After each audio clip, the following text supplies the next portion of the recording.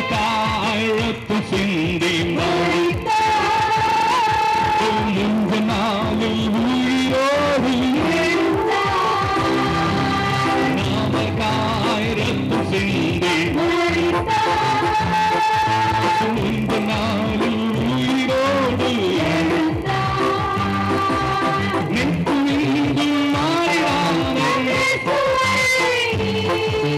கரங்கள் உயர்த்தி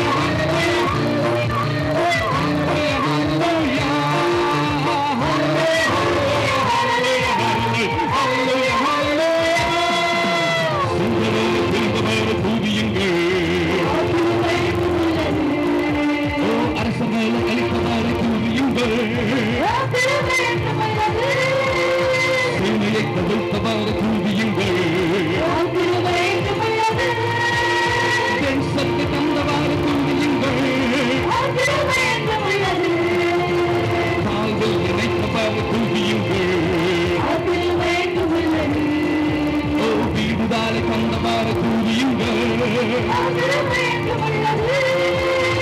ஆகாரம் தருபவாறு துதியுங்கள்.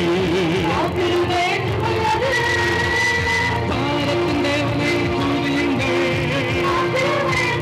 கடைசியாக ஒரு முறை ஹல்லேலூயா ஹல்லேலூயா ஹல்லேலூயா ஹல்லேலூயா ஹல்லேலூயா.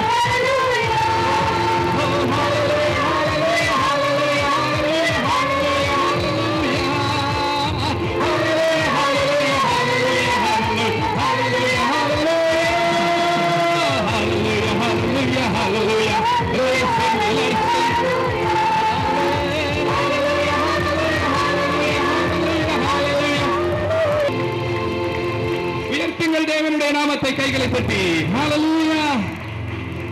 சத்தம் உயர்த்தி ஹல்லேலூயா ஹல்லேலூயா. One more time. 1 2 1 2 3 4 hallelujah hallelujah hallelujah hallelujah hallelujah hallelujah. Bendu hallelujah hallelujah hallelujah hallelujah hallelujah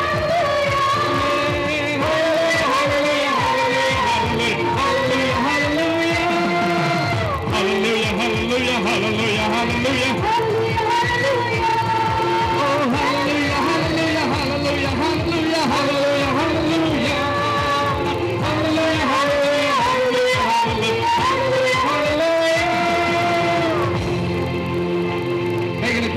நாமத்தை மகிமைப்படுத்த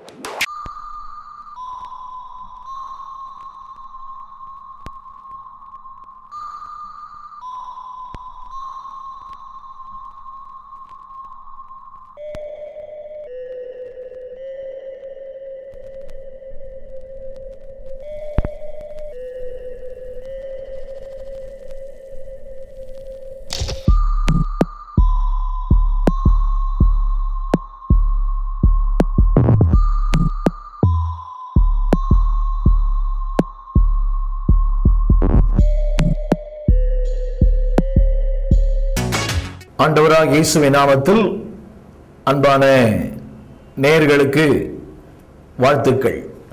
திரும்ப ஒரு முறையாக இந்த நாளிலே இந்த தொலைக்காட்சியின் வாயிலாக உங்களை சந்திப்பதிலே அதிக மகிழ்ச்சி அடைகிறேன். ஒவ்வொரு நாளும் ஒவ்வொரு வாரமும் இதே வேளையிலே இதே அலைவரிசையில் இந்த நிகழ்ச்சிகளை பாருங்கள், மற்றவர்களையும் பார்க்க செய்யுங்கள், இந்த ஊழியத்திற்காக ஜெபியுங்கள். நீங்கள் பெற்ற ஆசீர்வாதங்களை எங்களோடு கூட பகிர்ந்து கொள்ளுங்கள். இந்த நாளிலே ஆபக்கூக் புஸ்தகத்திலிருந்து சில சத்தியங்களை உங்களோடு நான் பகிர்ந்து கொள்ளும்படி விரும்புகிறேன். இந்த புஸ்தகத்திலே ஏராளமான கேள்விகளை தேவனுடைய மனிதன் கேட்பதாய் நாம் பார்க்கிறோம். ஏறக்குறைய 32 கேள்விகள் இந்த அதிகாரத்தில் எழுதப்பட்டிருக்கிறது. இந்த நாளிலே என்னுடைய செய்தியினுடைய தலைப்பு என்னவென்றால், புயல் காற்றிலே நட்சத்திரங்கள். 2 வித்தியாசமான வார்த்தைகளை நீங்கள் பார்க்கலாம். புயல் காற்றிலே நட்சத்திரங்களை பார்க்க முடியாது. புயல் காற்று வரும்போதே நட்சத்திரங்கள் மறைந்து போகும். ஆனால் தேவனுடைய வார்த்தை சொல்கிறது, இந்த பூமியிலே நாள்தோறும் நாம் பாதிக்கப்படுகிறோம். பலவிதமான சோதனைகள், அழுத்தங்கள், போராட்டங்கள், பிரச்சனைகள், நாள்தோறும் புதிய புதிய பிரச்சனைகளை சந்திக்கிறோம். குடும்பத்திலே, அலுவலகங்களிலே, ஊழியங்களிலே. அன்பானவர்களே, வாழ்க்கையின் ஒவ்வொரு நாளிலும் நாம் பிரச்சனைகளை சந்திக்காத மனிதர்கள் இல்லை. வேதம் சொல்கிறது, அவன் மாமிசம் அவனுக்குள் இருக்கும் வரை அவனுக்கு நோவு உண்டு, அவன் ஆத்துமா அவனுக்குள் இருக்கிற வரை அதற்கு துக்கம் உண்டு.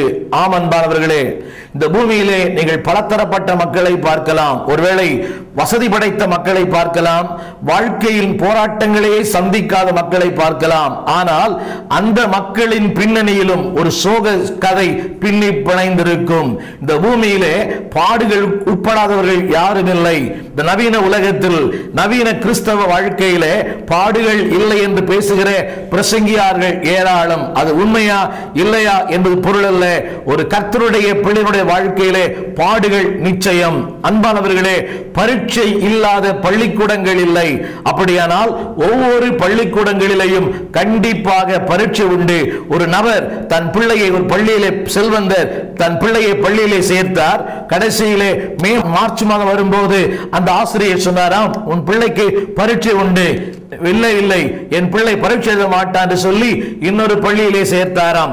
அந்த பள்ளியிலும் இதே வார்த்தை சொல்லப்பட்டது, உங்களுடைய மகனுக்கு பரீட்சை வைக்கப்படும். இப்படி தன் பிள்ளையை மாறி மாறி பள்ளியிலே சேர்த்து கடைசியிலே அந்த பையனுடைய வாழ்க்கை நாசமாய் போனது என்று சொல்லி வேடிக்கையான சம்பவத்தை நான் படித்தேன். இதிலிருந்து நான் உங்களுக்கு சொல்ல விரும்புகிற சத்தியம் என்னவென்றால், பரீட்சை இல்லாத பள்ளிக்கூடங்கள் இல்லை, போராட்டங்கள் இல்லாத வாழ்க்கை இல்லை.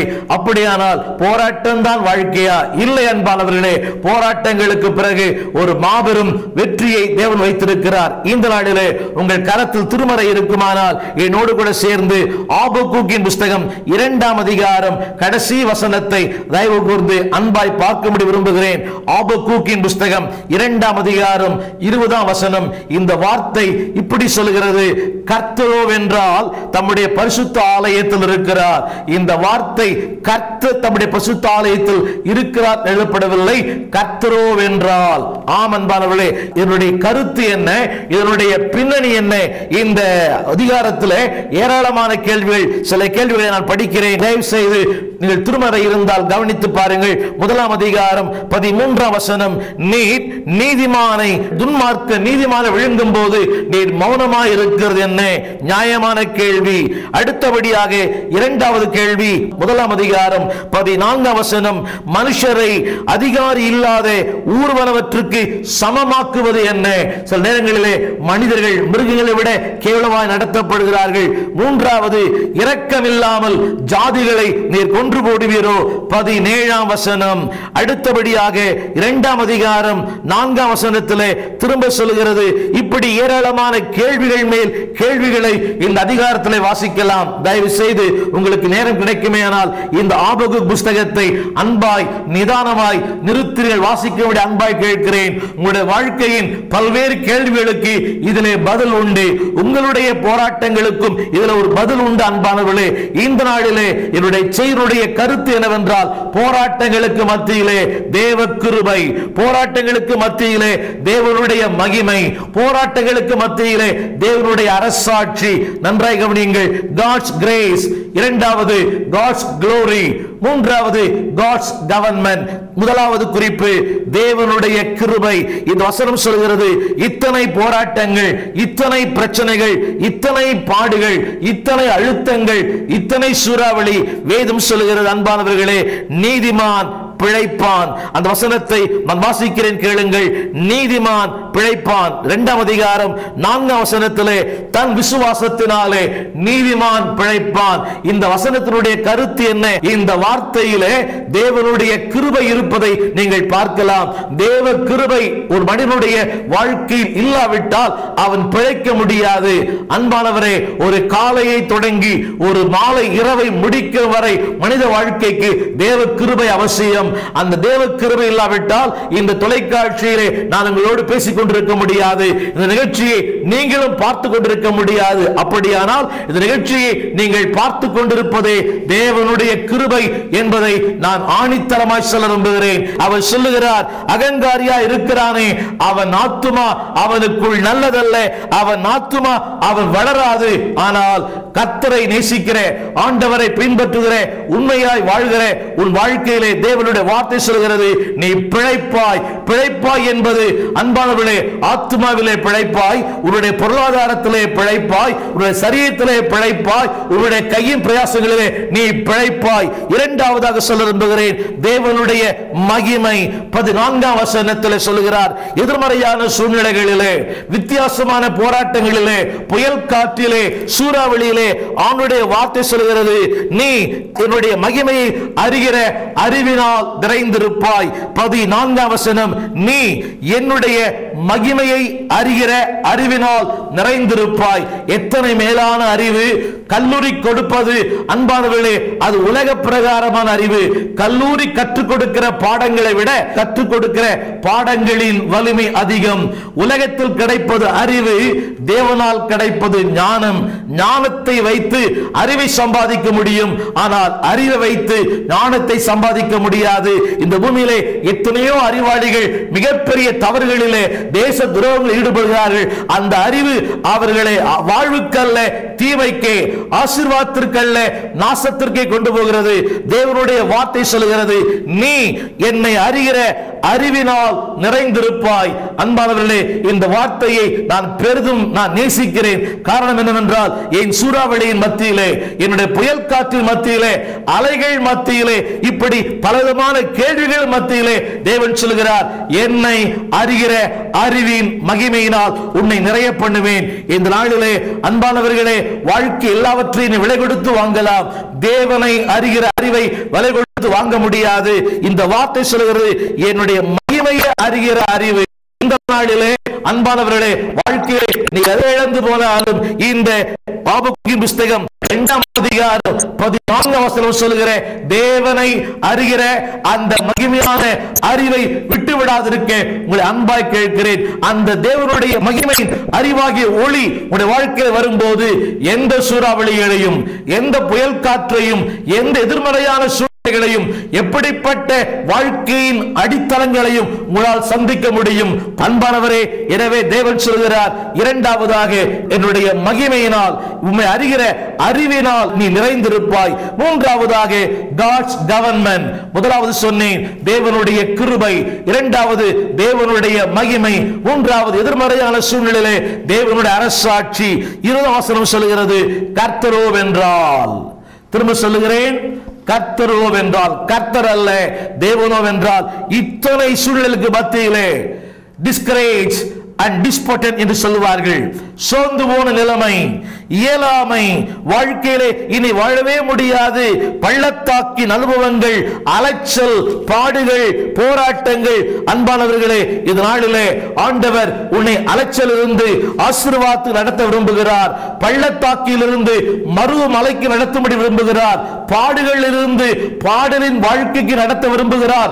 சோதனையில் இருந்து உன்னை சாதனைக்கு நடத்தும்படி விரும்புகிறார். இது வசனம் சொல்கிறது, கர்த்தரோ என்றால் தன்னுடைய ஆலயத்தில் இருக்கிறார். என்ன செய்கிறாராம் அன்பானவர்களே? அந்த கருத்து என்னவென்றால் அரசாட்சி செய்கிறார். God's government. இந்திய ஜனாதிபதி தன்னுடைய ஜனாதிபதி மாளிகையிலிருந்து தன்னுடைய அரசாட்சியை நடத்தி கொண்டிருக்கிறார். அமெரிக்க ஜனாதிபதி தன்னுடைய வெள்ளை மாளிகையிலிருந்து அவர் கட்டளைகளை பிறப்பித்துக் கொண்டிருக்கிறார். நம்முடைய கர்த்தரோ என்றால் அவருடைய ஆலயத்திலே உனக்காக அவர் போராடி கொண்டிருக்கிறார். உன் காரியங்களுக்காக அவர் வழக்காடுகிறார். இந்த வார்த்தை பல முறை படித்திருக்கலாம், ஒருவேளை படிக்காமல் இருந்திருக்கலாம். அன்பு கூர்ந்து இந்த வார்த்தையை நீங்கள் கவனிக்காம கேட்கிறேன். கர்த்தரோ என்றால் தம்முடைய பரிசுத்த ஆலயத்தில் இருக்கிறார், ஆட்சி செய்கிறார், ஆளுகிறார், கட்டுப்படுத்துகிறார். உன் வாழ்க்கையினுடைய எல்லா சூழ்நிலைகளையும் அவர் மேற்கொள்கிறார். இந்த வார்த்தை சொல்லுகிறது, God's assurance. தேவன் வாக்கு பண்ணியிருக்கிறார், நீ மௌனமாயிரு, நான் என் ஆலயத்தில் ஆட்சி செய்கிறேன். இந்த ஆண்டவர் உன் வாழ்க்கையிலே ஆட்சி செய்வார். Be submissive. கீழ்ப்படி, கேள்வி கேட்காமல், நிபந்தனை இல்லாமல், எதிர்பார்ப்பு இல்லாமல் ஆண்டவரிடத்தில் உன் வாழ்க்கையை முழுவதுமாக அர்ப்பணி. I surrender all. அந்த வார்த்தைப்படி முழுமையாக அர்ப்பணிக்கும் போது உன் வாழ்வு மலரும், உன் வாழ்வு திரும்பும். தேவ கிருபை, தேவ மகிமை, தேவனுடைய அரசாட்சி உன் வாழ்க்கையின் சொந்தமாகும். ஆண்டவர் உன்னை ஆசீர்வதிப்பாராக. ஆமென். நாளிலே இந்த வார்த்தைகளை கேட்ட ஒவ்வொரு பிள்ளைகளுடைய வாழ்க்கை இருக்கிற சூறாவளிகள் அறிவீர், பிரச்சனைகளை அறிவீர், பாடுகளை அறிவீர். ஆண்டவரே, சூறாவளியிலே, புயல் காற்றிலே நட்சத்திரங்களாய் மாற்றும். Lord, make them stars in the storms. வாழ்க்கையிலே தேவ கிருபை, தேவ மகிமை, தேவனுடைய அரசாட்சி சொந்தமாகட்டும். ஆசீர்வதியும் இயேசுவின் பெற்ற நாமத்தில் நல்ல பிதாவே. ஆமென். ஆமென். God bless you. இந்த நிகழ்ச்சிகள் மூலமாக நீங்கள் பெற்ற ஆசீர்வாதங்களை எங்களோடு பகிர்ந்து கொள்ளுங்கள். இந்த ஊழியத்தை தொடர்ந்து செய்ய எங்களுக்கு பேருதவியா இருக்கும். ஆண்டவர் தாமே உங்களை ஆசீர்வதிப்பார்.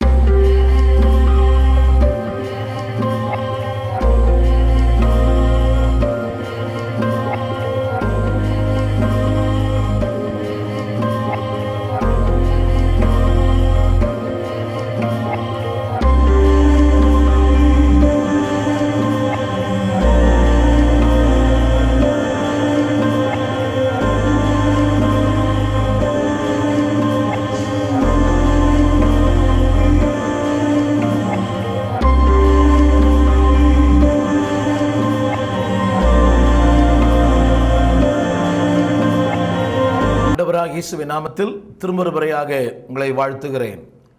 இந்த நிகழ்ச்சிகள் உங்களுக்கு ஆசீர்வாதமாக இருக்குமேயானால் உங்களுடைய அன்பான கடிதங்கள் எதிர்பார்க்கிறோம். இந்த நிகழ்ச்சிகளுக்காக ஜெபியுங்கள். தொடர்ந்து இந்த நிகழ்ச்சியை நீங்கள் மற்றவர்களுக்கு அறிமுகம் செய்யுங்கள். ஆண்டவர் தாமே உங்களை ஆசீர்வதிப்பாராக. இந்த நாளிலே இருளான நேரங்களில் வெளிச்சத்தை தருகிற ஒரு ஆண்டவர். அன்பானவர்களே, வாழ்க்கையின் எந்த தேவ மனுஷனானாலும், வாழ்க்கையின் எவ்வளவு உயர்ந்த அனுபவங்களை ஒரு மனிதன் பெற்றிருந்தாலும், எவ்வளவு தேவனோடு நெருங்கி வாழ்ந்தாலும், எல்லா மனிதருடைய வாழ்க்கையிலேயும் காரிருள் என்ற ஒன்று நிச்சயமாய் உண்டு. இருள் சந்திக்காத மனிதர்கள் இல்லை. உலகத்தை படைத்த ஆண்டவராக இயேசு கிறிஸ்து இருளான நேரங்களை சந்தித்தார். அன்பானவர்களே, வேதம் சொல்கிறது இயேசு இருளிலே இருந்தார். அப்படியானால் there's a cloud days. மனிதருடைய ஒவ்வொருடைய வாழ்க்கையிலேயும் பல மேகங்கள் அவளை சூழ்ந்திருக்கிற இந்த நாளிலே 1 சாமுவேல் புஸ்தகம் 27ஆம் அதிகாரம், அதிலிருந்து ஒரு சில கருத்துக்களை உங்களோடு நான் பகிர்ந்து கொள்ளும்படி விரும்புகிறேன். என்னுடைய செய்தியுடைய இன்னொரு பாகம் என்னவென்றால், மனிதனுடைய யூகங்கள் பல நேரங்களிலே அவனை கீழே விழத்தள்ளும். மனிதனுடைய பல எண்ணங்கள் அவனை பல நேரங்களிலே அவனை வாழ்க்கையின் அடித்தட்டு கொண்டு போகிறது. வாசிக்கிறேன், கேளுங்கள். 1 சாமுவேல் 27:1. பின்பு தாவீது, நான் எந்த நாளாகிலும் ஒரு நாள் சவுலின் கையினாலே மடிந்து போவேன். அன்பானவர்களே, தேவன் ஒன்றுமில்லாதிருந்த ஒரு மனிதனை ஒரு பெரிய தேவனுடைய தீர்க்கதரிசியாக்கி, அரசனாக்கி, தேவனுக்கு இன்பமான பாடல்களை பாடுகிற நேர்த்தியான மனிதனாக்கி ஆண்டவர் அவனை உயர்த்தி வைத்திருந்த போதும் கூட திடீரென்று சில நேரங்களிலே அன்பானவர்களே தேவையில்லாத குழப்பங்கள், எதிர்காலத்தை குறித்த பயம் இன்றைக்கு அநேகர் ஆட்டி படைக்கிறது. இந்த வார்த்தையை கவனியுங்கள் அன்பானவர்களே. மனிதனுடைய அந்த சுபாவங்கள், அல்லாவிட்டால் மனிதனுடைய தவறான எண்ணங்கள் அநேகருடைய வாழ்க்கையில இப்படித்தான் யோசிக்கிறார்கள். சின்ன சின்ன நஷ்டங்கள் வரும்போது, கடினங்கள் வரும்போது, தேவன் இப்படி இருக்குமோ அப்படி இருக்குமோ, அது இவர் செய்து விட்டாரோ என்று கிறிஸ்தவர்கள் சொல்லுகிற அடிக்கடி பயன்படுத்தப்படுகிற வார்த்தை, அன்பானவர்களே, யாரோ ஏதோ எங்களுக்கு செய்து விட்டார்கள். இது தவறான ஒரு வார்த்தை. அன்பானவர்களே, ரட்சிக்கப்பட்ட ஒரு தேவனுடைய பிள்ளையை உலகத்தின் எந்த சக்திகளும் அவர்களை தொட முடியாது. வேதம் சொல்கிறது, உன்னதமானவருடைய மறைவில் இருக்கிறவன் சர்வ வல்லவரின் நிழலிலே தங்குவான். இன்றைக்கு அன்பானவர்களே, உங்களோடு பேசுகிறேன். நான் ஆண்டவரை அறியாத ஒரு குடும்பத்தில் பிறந்து வளர்ந்து என்னுடைய 17வது வயதில் ஆண்டவரை நான் சந்தித்தேன். ஏறக்குறைய 38 ஆண்டுகள் ஆண்டவரை பின்பற்றி கொண்டிருக்கிறேன். என்னுடைய ஆரம்ப நாட்களிலே அன்பானவர்களே, என்னுடைய சொந்த மக்கள் எனக்கு விரோதமாக எத்தனையோ காரியங்களை செய்ததை நான் கண்ணார கண்டிருக்கிறேன். ஆனால் அத்தனை சக்திகளும் இல்லாமலே போனது. காரணம் என்னவென்றால், தேவன் யாரை அழைத்திருக்கிறாரோ அவர் நிச்சயம் அவர் கனம் பண்ணுகிறார், கைவிட மாட்டார். தாவீதை ஆண்டவர் ஆடுகளுக்கு பின்னாக திரிந்தவனை அரசனாக்கி உயர்த்தி மகிழ்ந்த அந்த ஆண்டவர் திடீரென்று சொல்லி ஒரு நாளிலே தாவீதுக்குள்ளே அன்பானவர்களே தேவையில்லாத ஒரு பயம், வெற்றியின் வாழ்க்கையில் நடந்தவன், வெற்றி பாதையிலே வீர முழக்கமிட்டவன். ஆனால் இன்றோ தேவையில்லாத அன்பானவர்களே காரணமில்லாத குழப்பங்கள்.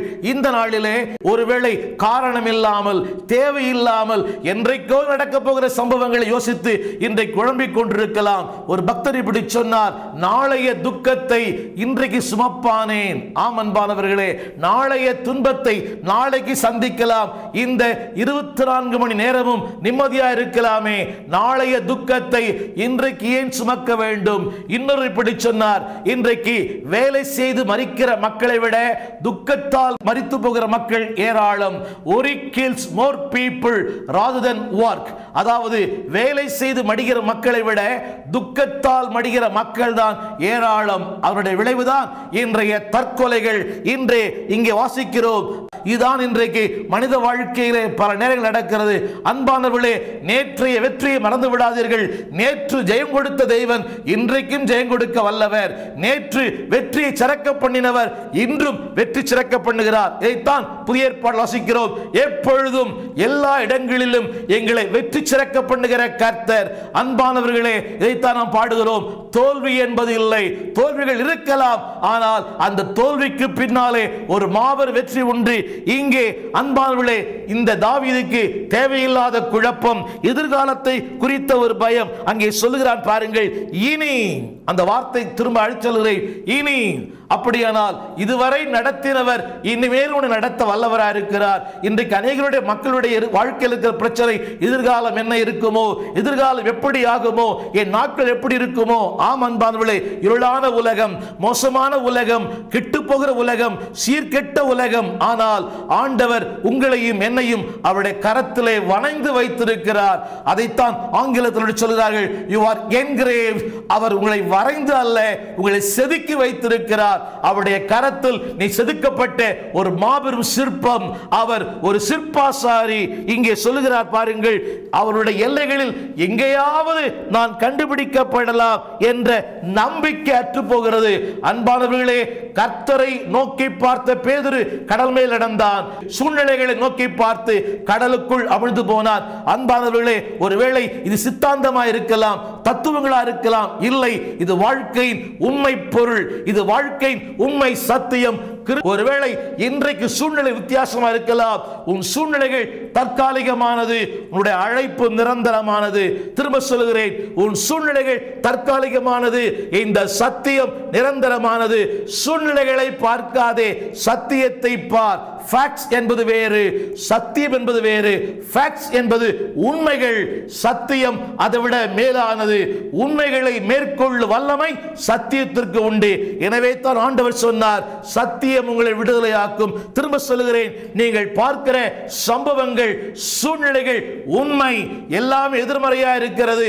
மனைவி எதிர்மறை, பிள்ளைகள் எதிர்மறை, கணவன் எதிர்மறை, திருச்சபை மக்கள் எதிர்மறை, ஸ்தாபனங்கள் எதிர்மறை. ஆனால் கர்த்தர் உனக்கு நேர்மறையா இருக்கிறார்.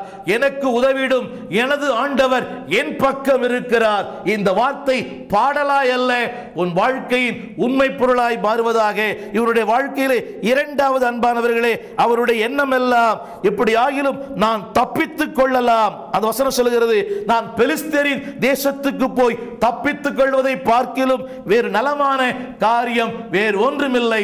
எத்தனை மோசமான, எத்தனை கீழ்த்தரமான, எத்தனை கீழான எண்ணம். அன்பானவர்களே, அந்த காலத்திலிருந்து ஆச்சரியமான ஒளிக்கு உன்னையும் என்னையும் கொண்டு வந்தவர் நம்மை கைவிடுவாரோ? இவர் பாதியிலே கைவிடுகிற தெய்வம் அல்ல, முற்றுமுடிய ரட்சிக்க வல்லமை உள்ளவர். அந்த வார்த்தையை படிக்கிறேன் கேளுங்கள். பெலிஸ்தர் தேசத்திற்கு போய் தப்பித்துக் கொள்வதை பார்க்கிலும் நலமான காரியம் வேறு ஒன்றுமில்லை.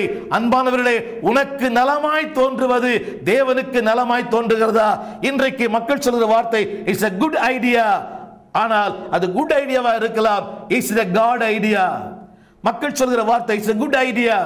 அன்பான 4 பேருக்கு அது குட் ஐடியாவா இருக்கலாம். ஆனால் நீ கேட்க வேண்டிய கேள்வி, is it God's idea? தேவனுடைய சித்தம் தானா? இன்றைய மக்களுடைய வாழ்க்கையின் பிரச்சனைக்கு என்ன காரணம்? 3 காரணங்கள். ஆசை, அவசரம், அறியாமை. இதுதான் இன்றைய மக்களுடைய பிரச்சனை காரணம். இன்றைய கடன் பிரச்சனை காரணம் இதுதான். வாழ்க்கையின் போராட்டங்களுக்கு காரணம் இதுதான். அன்பானவர்களே, இன்றைக்கு ஜனங்கள் தேவையில்லாமல் ஆண்டவரை குற்றம் சொல்லுவதும், தேவையில்லாமல் ஊழியர்களை குற்றம் சொல்லுவதும் வாடிக்கையான, வேடிக்கையான ஒன்று. ஆனால் இந்த வார்த்தை படிக்கிற கேளுங்கள். பெலிஸ்து தேசத்துக்கு போய் அங்கே ராட்சதர்கள் இருக்கிறார்கள், அங்கே பிசாசு ஆளுகிறார், அங்கே தீமைகள் இருக்கிறது, அங்கே அக்கிரமங்கள் இருக்கிறது, அநியாயம் இருக்கிறது.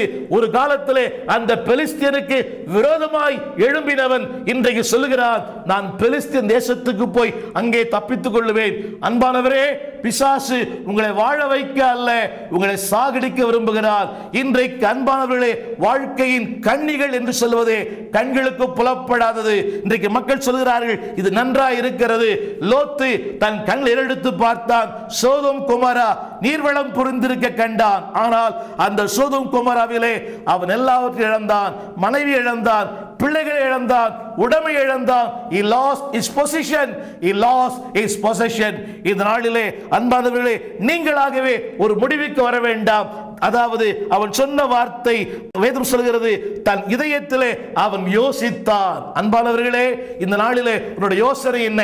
இதை செய்யலாம், அதை செய்யலாம், அப்படி செய்யலாம், இதை செய்தால் பெரிய ஆளாகி விடலாம். இல்லை அன்பானவர்களே, தேவன் உனக்கென்று ஒரு வழி ஆயத்தம் பண்ணியிருக்கிறார். இன்றைக்கு அவர் நோக்கம் என்ன? அவனை குறித்து ஏராளமான தீர்க்க தரிசனங்கள். அதே சாமுவேல் புஸ்தகம் 25:30 அபிகாயில் சொன்னாள், ஆண்டவர் உனக்கென்று ஒரு தேசத்தை வைத்திருக்கிறார். யோனத்தான் இவனை குறித்து ஒரு மாபெரும் வார்த்தையை சொன்னான். இந்த தாவீதுக்கு ஏராளமான தீர்க்க தரிசனங்கள், அவனை கர்த்தர் ஆசீர்வதிப்பதை குறித்த ஏராளமான வார்த்தைகள். ஆனால் ஒரு இமைப்பொழுதிலே, ஒரு கண்மூடி கண் திறப்பதற்குள்ளே, ஒரு fraction of secondsக்குள்ளே அவனுடைய வாழ்க்கை அன்பானவர்களே, அவன் தன் இதயத்தில் யோசித்தான். தவறான எண்ணம், தவறான தீர்மானம், தவறான அணுகுமுறை. கடைசி வேதம் சொல்கிறது அன்பானவர்களே, அவன் பெலிஸ்து தேசத்திலே தங்கினான். நடந்தது என்ன? மனைவி இழந்தான், பிள்ளைகளை இழந்தான், அரசாட்சி இழந்தான், ஆளுகை இழந்தான், எல்லாவற்றையும் இழந்தான். வேதம் சொல்கிறது தாவீது மிகவும் நெருக்கப்பட்டான். அன்பானவர்களே, எல்லாவற்றையும் இழந்து போன தாவீது பெலிஸ்தீன் நாட்டிலே 1 வருஷம் 4 மாதம் குடியிருந்தான். ஏறக்குறைய 16 மாதங்கள் ஜபம் இல்லை, தியானம் இல்லை, தேவனோடு தொடர்பு இல்லை, தேவனுக்கும் அவனுக்கும் உறவு இல்லை. அந்நிய தேசத்திலே கர்த்தருடைய பாடலை பாடுவது எப்படி? 16 ஆண்டுகள் கர்த்தரை துதிப்பேன், கர்த்தரை பாடுவேன் சொன்ன ஒரு மாபெரும் தேவ மனிதன் 16 மாதங்கள் தேவனோடு தொடர்பில்லாமல் வாழ்ந்தார். கடைசியாக எல்லாவற்றையும் இழந்து போனான். இந்த நாளிலே நீ எதை இழந்தாலும் பரவாயில்லை. ஒரு பக்தர் இப்படி சொன்னார், if you lose your wealth you lose nothing, if you lose your wealth you lose something, if you lose your salvation you lose everything. இந்த நாளிலே ஆண்டவரை விட்டுவிட்டால் நீ எல்லாவற்றையும் விட்டு விடுவாய். உனக்கு நலமானதை தேவன் செய்ய இன்றை காத்திருக்கிறார். எந்த நாளிலும் ஒரு நாள் அல்ல, அந்த எந்த நாளிலும் ஒரு நாள், அது நல்ல நாள், ஆண்டவர் உனக்கென்று தீர்மானித்த நாள். நீயே உன் வாழ்க்கையின் முடிவு எழுதாதே. உன்னுடைய முடிவு அவர் கரத்தில், உன் காலங்கள் அவர் கரத்தில் இருக்கிறது. அவர் நோக்கிப்பார். நீ எதையும் இழந்து போக மாட்டாய், வாழ்வாய், செழிப்பாய், உன் வாழ்க்கையிலே அற்புதங்கள் நடக்கும். அன்பானவரே, தாவீதினுடைய வாழ்க்கை நமக்கு ஒரு பாடமாய் அமையட்டும். தேவனோடு வாழ்ந்தவர், தேவனுடைய இதயத்துக்கு ஏற்றவர் வாழ்ந்தவர். ஆனால் தேவையில்லாத குழப்பத்துக்கு அடிமையாகி தன்னை இழந்து, தன் உடைமைகளை இழந்து, அவனால் அவனுக்கு மட்டும் பிரச்சனை அல்ல, அவன் குடும்பத்தாருக்கும் பிரச்சனை. அன்பா, நீ செய்கிற தவறு உன்னை மட்டும் சந்திப்பதில்லை, உன் குடும்பத்தை சந்திக்கும். ஜெபிப்போம். நல்ல ஆண்டவரே, இந்த நிகழ்ச்சியை கேட்ட பிள்ளைகளை ஆசீர்வதியும். அது உள்ளங்களிலே பேசும். தேவையில்லாத குழப்பம், தேவையில்லாத கலக்கம், தேவையில்லாத பயத்திலிருந்து விடுதலையாக்குங்க. பக்தன் சொன்னது போல எல்லா பயத்திலும் விடுதலையாக்கி காத்துக்கொள்ளுங்க. இயேசுவின் நாமத்தில் நல்ல பிதாவே, ஆமென்.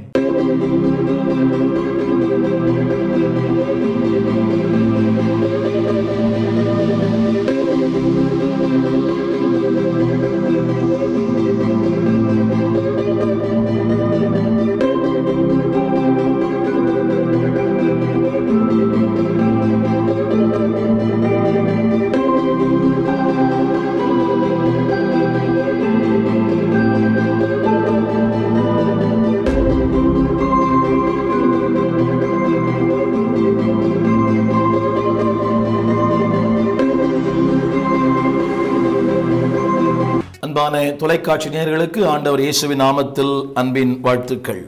சில நாட்களாக ஆபகுக் புஸ்தகத்திலிருந்து உங்களோடு நான் பேசிக் கொண்டிருக்கிறேன். இன்றைக்கு ஆபகுக் புஸ்தகம் 3ஆம் அதிகாரத்தினுடைய 14ஆம் வசனத்தை உங்களுடைய சிந்தைக்கு முன்பாக வைக்க விரும்புகிறேன். அன்பானவர்களே, கடந்த நாட்களிலே நான் உங்களோடு பேசின வார்த்தையை திரும்ப நினைவுபடுத்த விரும்புகிறேன். புயல் காற்றிலே நட்சத்திரங்களாய் கர்த்தர் நம்மை மாற்றுகிறார். அப்படியானால் ஒவ்வொரு தேவ மனுஷனுக்கும் வாழ்க்கையிலே புயல் காற்றுகள் உண்டு, சூறாவளிகள் உண்டு, அழுத்தங்கள் உண்டு. என்னை சிதறடிப்பதற்காக பெருங்காற்றை போல வந்தார்கள். மறைவிடத்திலே என்னை பட்சிப்பது சந்தோஷமாய் இருந்தது. அடுத்தபடி சொல்லுகிறார், நான் குழம்பினேன், துடித்தேன், நடுங்கினேன், என்னை எதிர்க்கிற ஜனங்கள் என்று அன்பானவர்களை ஒரு தேவ மனிதன் சொல்லுகிற வார்த்தையை நீங்கள் சற்று கவனிக்க அன்பாக கேட்கிறேன். என்னை சிதறடிப்பதற்கு பெருங்காற்றை போல வாழ்க்கையில் பல நேரங்களில் அன்பானவர்களே, ஏன் காரியங்கள் இப்படி சம்பவிக்கிறது என்று நமக்கு புரியாமல் இருக்கலாம். ஒருவேளை உங்களுடைய உள்மனம் 1000 காரியங்களை சொல்லலாம். ஆனால் தேவன் செய்கிற ஒவ்வொரு காரியத்திற்கும் ஒரு நோக்கம் உண்டு. அது மரணமானாலும், அது தாழ்வானாலும், அது உயர்வானாலும் தேவன் காரணம் இல்லாமல் எதையும் செய்வதில்லை. ஒரு தேவ மனிதன் சொன்னார், தேவன் நோக்கங்களின் தேவன். அவர் God is God of purpose. அப்படியானால் தேவன் எதை செய்தாலும் அதில் நோக்கம் இருக்கிறது. இந்த தொலைக்காட்சி நிகழ்ச்சியை நீங்கள் பார்க்கிறீர்கள் என்று சொன்னால் அதற்கு ஒரு நோக்கம் இருக்கிறது. இல்லை என்றால் நீங்கள் இன்னொரு சேனலை நீங்கள் பார்த்து கொண்டிருக்கலாம். இல்லையே நீங்கள் உங்களுடைய வேறு காரியங்கள் ஈடுபட்டு இருக்கலாம். இந்த நாளிலே இந்த செய்தியை நீங்கள் கேட்பதற்கு ஒரு காரணம் உண்டு. அன்பானவர்களே, ஆண்டவர் வாழ்க்கையிலே எதை செய்தாலும் காரணம் இல்லாமல் செய்வதில்லை. நாம் பல காரியங்களை செய்கிறோம், ஆனால் காரணங்களே இல்லை. இன்றைக்கு அநேகர் சொல்லுகிற வார்த்தை, ஐயா எனக்கு நேரமே இல்லை, வேத வாசிக்க நேரமில்லை, ஜெபிக்க நேரமில்லை, ஆலயத்திற்கு செல்ல நேரமில்லை, எப்பொழுதும் நான் ரொம்ப பிஸியாக இருக்கிறேன். அன்பானவர்களே, இந்த பிஸி என்ற வார்த்தையினுடைய அதனுடைய விரிவாக்கம் இப்படி சொல்லப்பட்டிருக்கிறது, BUSY. அதனுடைய விரிவாக்கம் என்னவென்றால் பீயிங் அண்டர் சேட்டன்ஸ் யோக். மனநோய் மருத்துவமனையிலே அத்தனை பேரும் சுறுசுறுப்பாய் இருக்கிறார்கள். ஏன் சுறுசுறுப்பாய் இருக்கிறார் என்று அவர்களுக்கே புரிவதில்லை. ஆனாலும் அங்கே யாருமே மௌனமாய் இருப்பதில்லை. அத்தனை பேரும் they are very busy and very active. ஆனால் நோக்கம் இல்லை. இந்த நாளிலே இந்த பக்தன் சொல்லுகிறான், என்னை சிதறடிப்பதற்கு பெருங்காற்றை போல வருகிறார்கள், என்னை பட்சிக்கிறார்கள், என் வாழ்க்கையிலே அதிகமாக குழம்புகிறேன், துடிக்கிறேன், உக்கள் உண்டாகிறது, நடுங்கினேன். இவெல்லாம் சந்திக்கிறேன். அன்பான தேவ பிள்ளையே, இந்த நாளின் செய்தி, ஆண்டவர் உனக்கு என்ன செய்ய விரும்புகிறார்? 3 காரியங்களை சொல்ல விரும்புகிறேன். என்னுடைய முதல் குறிப்பு, ரெஸ்ட் இன் காட். இப்படிப்பட்ட நேரங்களிலே தேவன் இளைப்பாறுதலை கொடுக்கிறார். இரண்டாவது, ரிஜாய்ஸ் இன் காட். தேவனுக்குள்ளே மகிழ்ந்து களிகூறு. மூன்றாவது, ரிலை ஆன் காட். திரும்ப சொல்லுகிறேன், ரெஸ்ட் இன் காட்.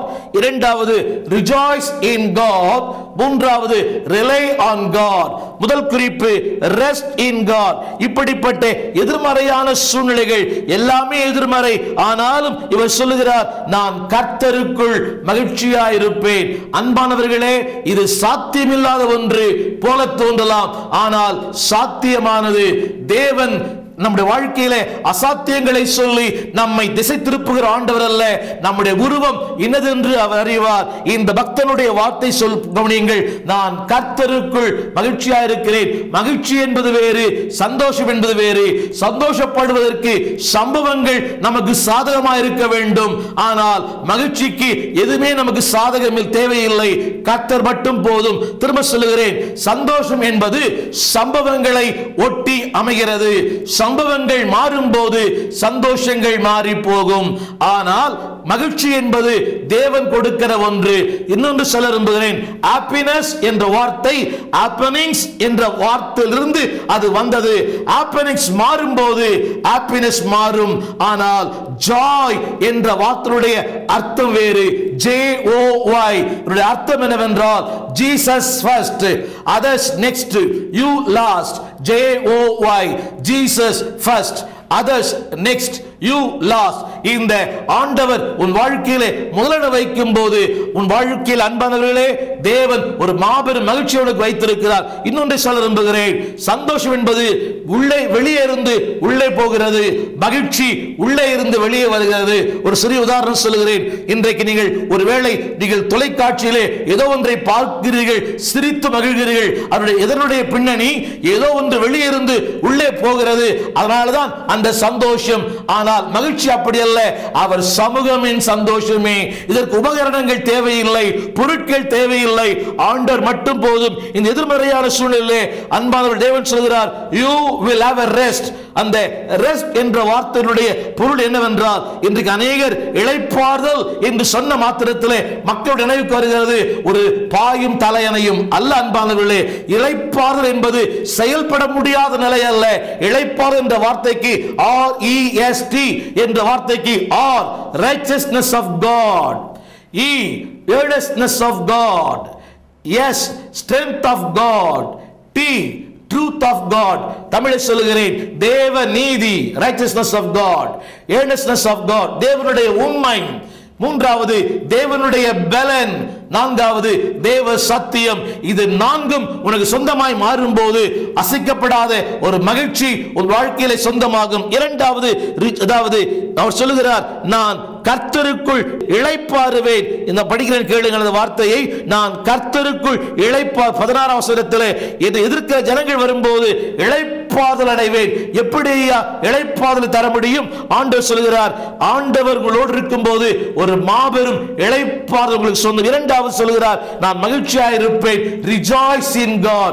இந்த நாளிலே அன்பானவர்களே, ஆண்டவர் உன்னை மகிழ்ச்சியாக்குகிற ஆண்டவர். எப்படி மகிழ்ச்சியாக்குகிறார் என்று இன்னும் சில வினாடிகளை சொல்ல விரும்புகிறேன். தொடர்ந்து கேளுங்கள். மூன்றாவது, rely on God.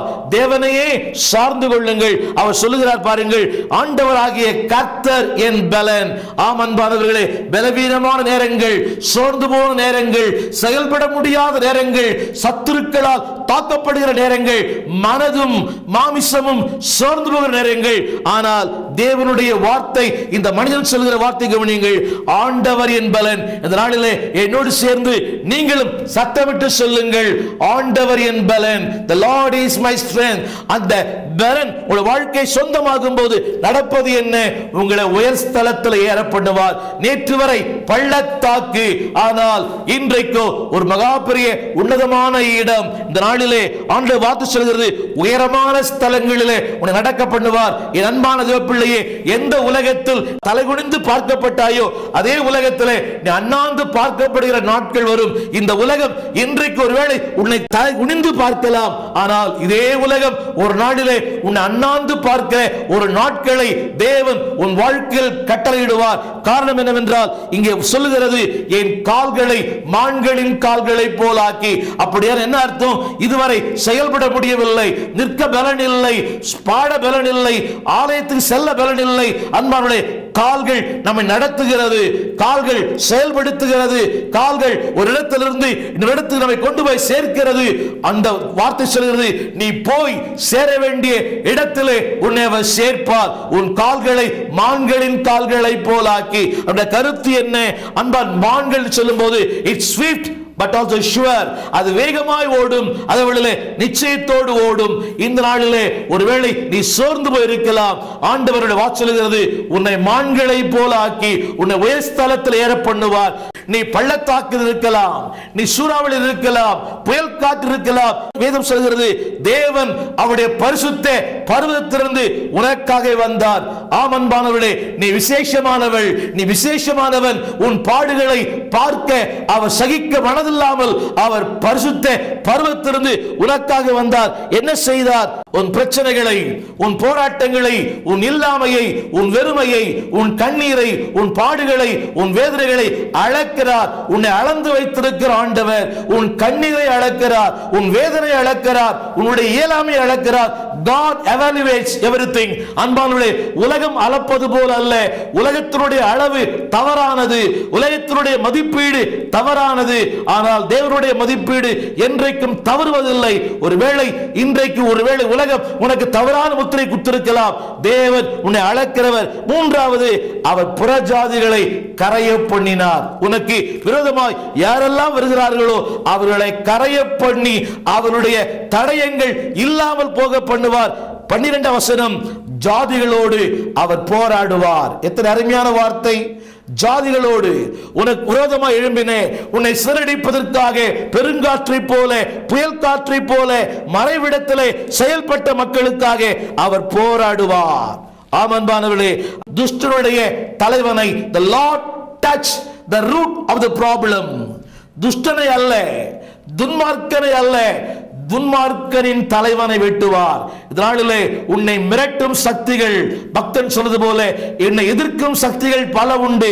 உன்னை எதிர்க்கிற சக்திகள் யாரா இருந்தாலும் சக்திகளை அல்ல, சக்திகளின் அந்த ஆணிவேர் அதை தொடுவார். எனவேதான் ஆண்டவர் சொன்னார், அந்த புயல் காற்றிலே ஆண்டவர் சொன்ன வார்த்தை, he touched the root of the problem.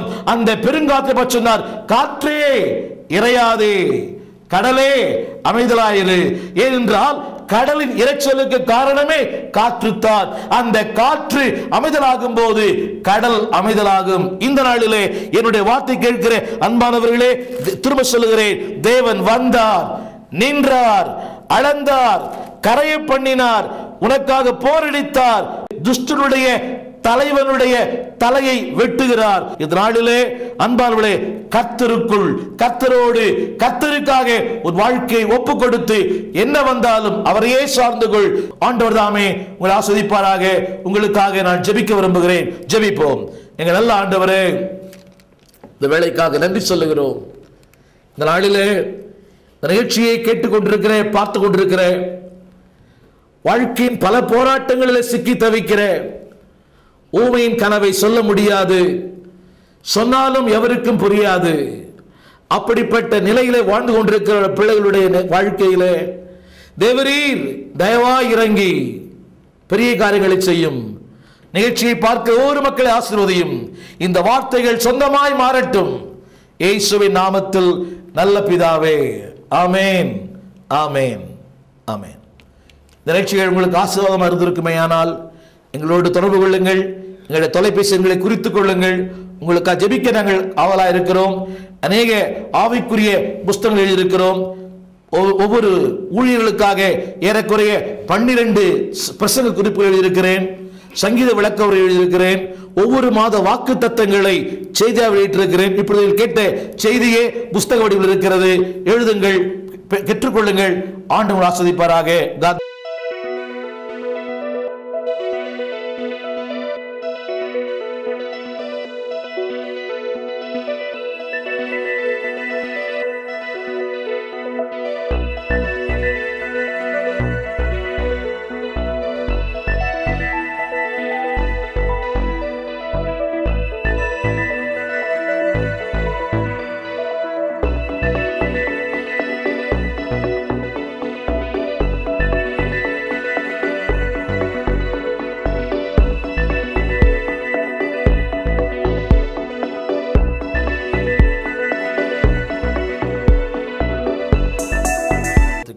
இந்த நாளிலே இந்த செய்தியினுடைய தலைப்பு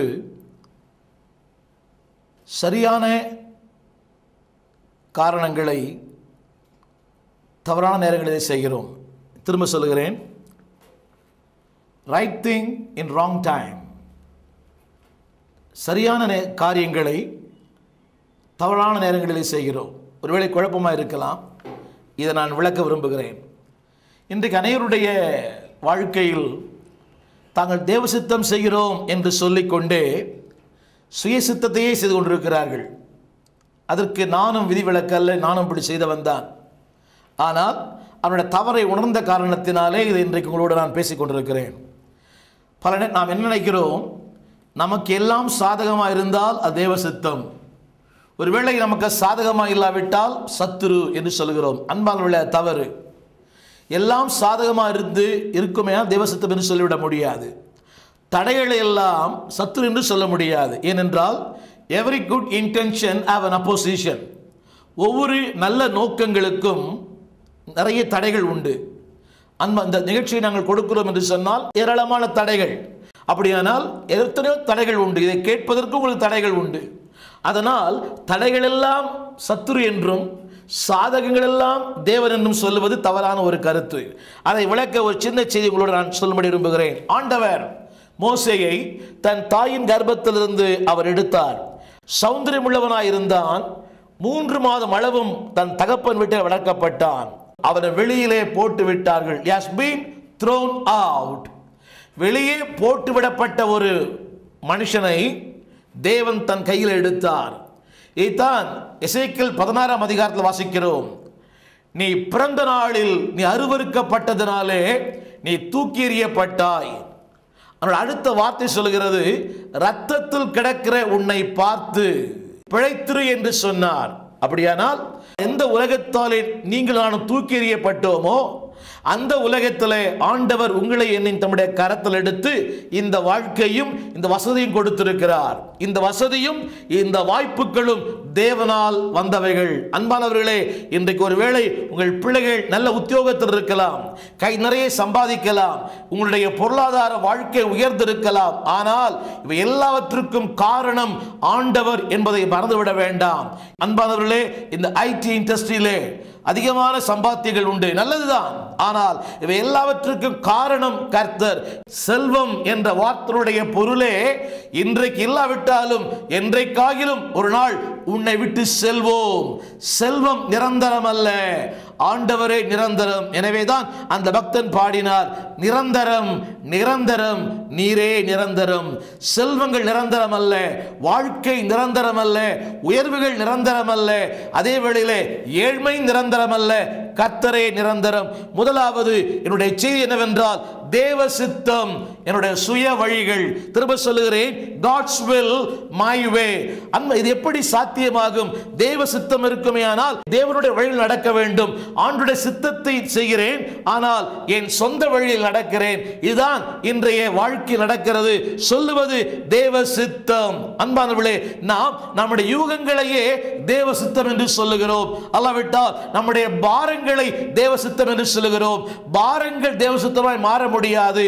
ஒவ்வொரு தேவ சித்தத்திற்கும் தேவனுடைய வார்த்தை அடிப்படையாக இருக்க வேண்டும். ஒரு பக்தன் சொன்னார், God's word will reveal God's will. இன்றைக்கு அநேகருடைய வாழ்க்கையிலே தேவ சித்தத்தை அறிவது எப்படி என்று குழம்பி கலங்கி இருக்கிறார்கள். மிக எளிது, தேவனுடைய வார்த்தை தேவ சித்தத்தை வெளிப்படுத்தும். அன்பானவர்களே, இன்றைக்கு அநேகர் வாழ்க்கையிலே பயன்படுத்தப்பட வேண்டும் என்று சொல்கிறார்கள், விரும்புகிறார்கள். ஆனால் கற்பிக்கப்பட வேண்டும் என்று விரும்புவதில்லை. அன்பான ஊழியர்களே, அன்பான கர்த்தருடைய பிள்ளைகளே, கற்றுக்கொள்ள மனதில்லாத ஒருவனுக்கு கற்றுக் கொடுக்க கொஞ்சமும் தார்மீக உரிமை இல்லை. அந்த வார்த்தையை படிக்கிறேன், கேளுங்கள். அவன் கற்பிக்கப்பட்டான். இன்றைய அநேக கர்த்தருடைய பிள்ளைகளுடைய இதயத்தினுடைய எண்ணம் என்ன? எல்லாம் ஆவியானவர், அதை நான் ஒத்துக்கொள்ளுகிறேன். ஆனால் கற்பிக்கப்பட வேண்டும். எனக்கு ஒருவர் கற்றுக் கொடுத்தார். ஒருவரோடு கூட 16 ஆண்டுகள் நான் அவரோடு இருந்தேன். அவர் மூலமாய் நான் கற்றுக்கொண்டேன். நேற்றும் கற்றுக்கொண்டேன், இன்றும் கற்றுக்கொள்ளுகிறேன், நாளையும் கற்றுக்கொள்ளுகிறேன். காலங்கள் மூலமாய், கர்த்தர் மூலமாய், சூழ்நிலைகள் மூலமாய், அனுபவங்கள் மூலமாய், தோல்விகள் மூலமாய், சத்தியத்தின் மூலமாய் கற்றுக்கொள்ளுகிறோம். இப்படி கற்றுக்கொள்ளப்பட்ட ஒரு மனிதனுடைய வாழ்க்கையிலே 23 வசனம் சொல்கிறது, அவன் 40 வயதான போது தன் சகோதரரை கண்டு சந்திக்கும்படி அவன் உள்ளத்தில் ஒரு இருதயத்தில் எண்ணம் உண்டாயிற்று. அந்த வார்த்தை அழுத்தி சொல்ல விரும்புகிறேன். இது தேவனால் உண்டான எண்ணம் அல்ல, தேவனால் உண்டான நோக்கம் அல்ல. ஒருவேளை படிக்கும் போது உங்களுக்கு ஒருவேளை அது வித்தியாசமா இருக்கலாம். சற்று வேதை திறந்து பாருங்கள். அந்த வசனம் சொல்கிறது, தன் இருதயத்திலே அவன் எண்ணம் கொண்டான். தேவன் இதுவரை அவனை நடத்தினார். இதுவரை அவனுடைய வாழ்க்கையிலே ஒவ்வொரு அடிகளிலேயும் அவன் கற்றுக் கொடுத்தார். இப்பொழுது அவன் தன் சகோதரரை சந்திக்கும்படி எண்ணம் கொண்டான். அடுத்த விஷயத்தை பார்க்கிறோம். அவன் தன் சகோதரர்கள் அநியாயம் நடத்தப்படுவதை பார்த்து அடுத்த வார்த்தை சொல்கிறது, அவனை கண்டு அவனுக்கு துணை நின்று ஒரு எகிப்தியனை வெட்டினான். அன்பானவர்களே, தேவ சித்தம் செய்கிற மனிதனுடைய வாழ்க்கையிலே சுய சித்தத்திற்கு வேலை இல்லை. திரும்ப சொல்லுகிறேன், தன் இதயத்தில் எண்ணம் உண்டாயிற்று. தன் சகோதரர் அநியாயமாய் நடத்தப்படுவதை கண்டு அவனுக்கு துணை நின்று எகிப்தியனை வெட்டினான். அன்பானவர்களே, தேவ சித்தம் செய்யும் போது அறிவுக்கோ மனுஷியத்திற்கோ மாமிசத்திற்கோ மனிதனுடைய எண்ணங்களுக்கோ இடமில்லை. இங்கே நான் சொல்ல விரும்புகிறேன், it is initiated by Moses, not by God. தேவனால் கொடுக்கப்பட்ட ஒரு அசைன்மெண்ட் அல்ல. அவரே இன்றைக்கு பல நேரங்களிலே நாமே நம்முடைய சொந்த எண்ணங்களால், சொந்த ஆசைகளால், சொந்த நம்முடைய தவறான அணுகுமுறையினாலே, wrong calculation, தவறான கணக்கின்படி காரியங்களை செய்கிறோம். கடைசியிலே கடனாளியாக, கடைசியிலே ஊழியத்தை விட்டு ஓடுகிற நிலைகளை பார்க்கிறோம். இந்த ஊழியத்தின் நிலை என்ன? அவர் செய்கிறார், இவர் செய்கிறார், நானும் செய்ய வேண்டும். அதனுடைய விளைவு என்ன? கடனாளி அல்ல. அன்பானவர்களே, when God guides, He provides. தேவன் உன்னை நடத்துவாரானால் அதற்கேற்ற கிருபைகளை தருவார், அதற்கேற்ற உதவிகளை தருவார், ஒத்தாசைகளை தருவார். இரண்டாவது அன்பானவர்களே, அவன் மனுஷியத்திலே காரியங்களை செய்தார். அவருடைய விளைவு என்ன? வேதம் சொல்கிறது, அவன் அங்கும் இங்கும் சுற்றி பார்த்தான். அன்பானவர்களே, அங்கும் இங்கும் சுற்றி பார்த்து ஒருவரும் இல்லை என்று கண்டு மணலை புதைத்து போட்டான். தேவ சித்தம் செய்கிற ஒரு மனுஷன் அங்கும் இங்கும் மனிதனை பார்த்து பயப்பட வேண்டிய அவசியம் இல்லை. என்னை கேட்டுக்கொண்டிருக்கிற என் அன்பான தேவ பிள்ளையே, உலகமே உனக்கு எதிராக இருந்தாலும் கர்த்தர் உன் பக்கமாக இருந்தால் உன்னை எவரும் அசைக்கவே முடியாது. இன்னொன்றை சொல்லுகிறேன், ஆண்டவர் உனக்கு எதிராக இருந்து உலகமே சாதகமாக இருந்தாலும் உன் வாழ்க்கையிலே எந்த பயனும் உனக்கு உண்டாகாது. எனவே உலகத்தை சார்ந்து கொள்வதை விட்டுவிட்டு தேவனை சார்ந்து கொள். இன்றைக்கு ஒருவேளை அது கடினமாக இருக்கலாம், வருங்காலத்திலே அது உனக்கு நீடிய ஆசீர்வாதத்தை தரும். பார்வோன் குமாரத்தியின் மகன் என்று அழைக்கப்பட்ட மோசேயை சாதாரண ஒரு மனிதன் பிடித்து தள்ளி அவன் கேட்ட கேள்வி, நீ யார்? அன்பானவர்களே, வாழ்க்கையின் எல்லாவற்றிலும் சாஸ்திரங்களிலே வல்லவன், வாழ்க்கையிலும் செய்ய வல்லவன் இன்றைக்கு கேள்வி கேட்கப்படுகிற ஒரு நிலையில் இருக்கிறார். காரணம், தேவ சித்தம் செய்ய தவறின ஒரு மனிதன் எல்லாராலும் விமர்சிக்கப்படுவான், எல்லாராலும் பரியாசம் பண்ணப்படுவான். நேற்று நீ கொன்றது போல என்னையும் கொன்று போட மனதாய் இருக்கிறாயோ? அன்பானவளே, தன்னுடைய மரியாதை இழந்தான், தன் அந்தஸ்து இழந்தான். இதுவரைக்கும் இவன் சொல்லி மற்றவர்கள் கேட்டார்கள், இப்பொழுது மற்றவர்கள் சொல்லி இவன் கேட்க வேண்டிய நிலைமை. அன்பானவர்களே, வாழ்க்கையிலே 1000 பிரச்சனைகளில் கடந்து போகலாம். தேவ சித்தம் செய்யும் போது உன் வாழ்க்கையின் ஆசீர்வாதங்கள் சொல்ல முடியாது. திரும்ப சொல்லுகிறேன், ஆசீர்வாதங்களை விட அங்கீகாரம் அவசியம். ஆபிரகாம் வாழ்க்கையிலே இஸ்மவேலை ஆசீர்வதித்தார், ஈசாக்கை அங்கீகரித்தார். இஸ்மவேல் என்ற வார்த்தை எங்கெல்லாம் திருமறையில் வருகிறதோ, புதிய ஏற்பாட்டிலே அடிமை பெண்ணின் மகனாகிய இஸ்மவேல், அந்த ஒரே வார்த்தைக்குள்ளே எல்லாம் அடங்கி இருக்கிறது. புரிவு நினைக்கிறேன். அடிமை பெண்ணின் மகனாகிய இஸ்மவேல் அவன் ஆசீர்வதித்தார், ஆனால் அவனுடைய பெயர் அடிமையின் மகன். ஆனால் ஈசாக்கையோ அங்கீகரித்தார். அதனுடைய விளைவு என்ன? இன்றைக்கும் அவனுடைய சந்ததி பலுகி பெருகி இன்றைக்கு பூத்து குலுங்கி கொண்டிருக்கிறது. அன்பானவர்களே, ஆசீர்வாதங்களை விட அங்கீகாரத்தை நாடுங்கள். மோசே தன் வாழ்க்கையிலே தன்னுடைய மதிப்பை இழந்தார். மூன்றாவதாக நான் சொல்லுகிற வார்த்தை 21 வசனம், அவன் ஓடி போனான். அன்பானவர்களே, நீ ஓடி போவதற்கு அழைக்கப்பட்டவன் அல்ல, நீ வாழும்படி அழைக்கப்பட்டவன். இன்றைக்கு சொல்லுகிறேன், திரும்ப சொல்லுகிறேன், உனக்கு சாதகமான ஒன்றை தேவ சித்தம் என்று சொல்லாதே.